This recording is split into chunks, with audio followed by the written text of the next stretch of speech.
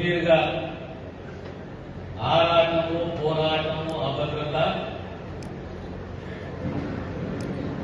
తెలంగాణని కాపాడుకోవాలి, స్వేచ్ఛతోటి ఆత్మగౌరవంతో ప్రశ్నించే తత్వాన్ని పెంచుకుంటూ తెలంగాణ 60 సంవత్సరాల సుదీర్ఘ పోరాటము కళ సాకారమైంది. ఆ కళని సంపూర్ణంగా సాకారం చేసుకోవాలని చెప్పి ఆనాడు 2014లో కాంగ్రెస్, 2013-14లో కాంగ్రెస్ జాతీయ స్థాయిలో నిర్ణయం తీసుకొని తెలంగాణ కళ సాకారమైతే 9-10 సంవత్సరాలు ఒక కుటుంబానికి, ఒక ప్రాంతీయ పార్టీకి అవకాశం ఇస్తే ఈరోజు తెలంగాణ ధనిక రాష్ట్రం కాదు, తెలంగాణ అప్పుల పాలై చివరకు కుటుంబాహంకారము, కులాహంకారం ఏ స్థాయికి పోయిందంటే స్వేచ్ఛకు గౌరవం లేదు, రాజ్యాంగానికి గౌరవం లేదు.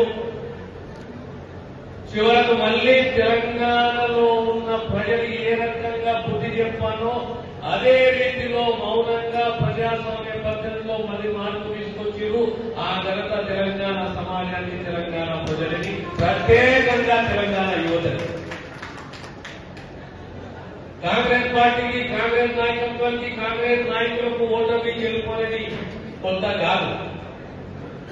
కానీ ఒక మాట ఇస్తే మాట నిలబెట్టుకునే సత్తా, ధైర్యము, నిబద్ధత, దార్శనికత్వం ఉన్నది అంటే అది కాంగ్రెస్ నాయకత్వానికి ఉంటుంది.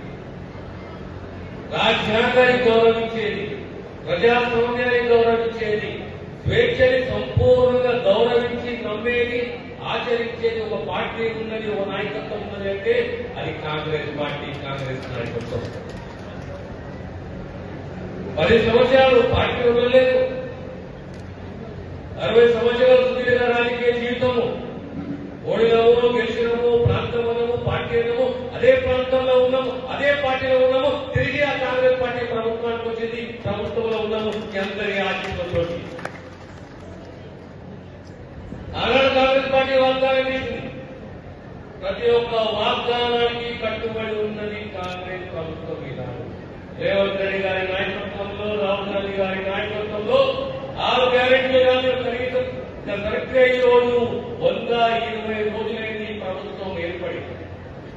120 రోజులలో అన్ని గ్యారెంటీలు, ఒక్క ఇళ్ల స్థలాలు, రుణమాఫీ తప్ప ప్రతి ఒక్క గ్యారెంటీని నెరవేర్చిన ప్రభుత్వం ఏదైనా ఉన్నది అంటే అది తెలంగాణ ప్రభుత్వం, కాంగ్రెస్ ప్రభుత్వం, రేవంత్ రెడ్డి గారి ప్రభుత్వం.